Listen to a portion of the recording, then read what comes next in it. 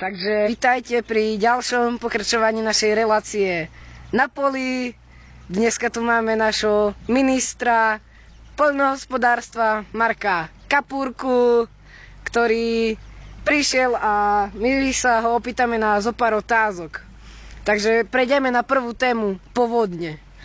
Čo si myslíte, aká bude úroda?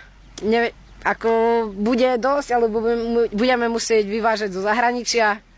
A tá pokosíme, posadíme kukuričku, zemiačky a kapustičku a úroda vykvitne a pôjde to ďalej.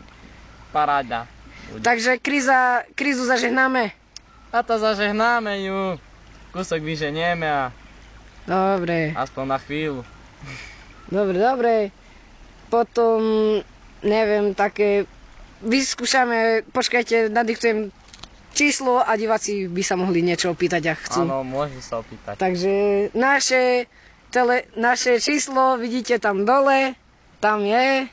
Áno, pán Kapúrka nám ho ukázal. Pozerám, že máte krásny účes dneska. A tá som dneska bol kosiť trávu, no to až mi podarilo nazbírať do šiltovky. Dobre, pekne.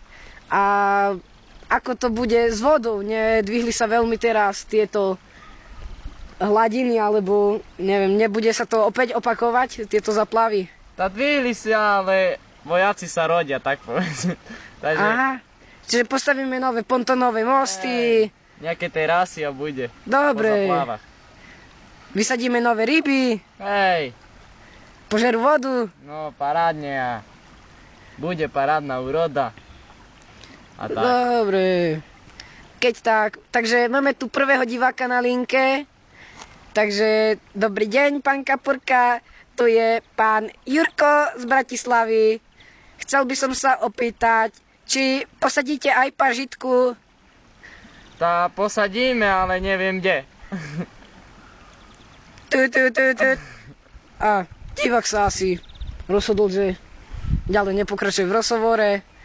Nevadí, po prestávke sme tu opäť a otvoríme novú tému, priemysel.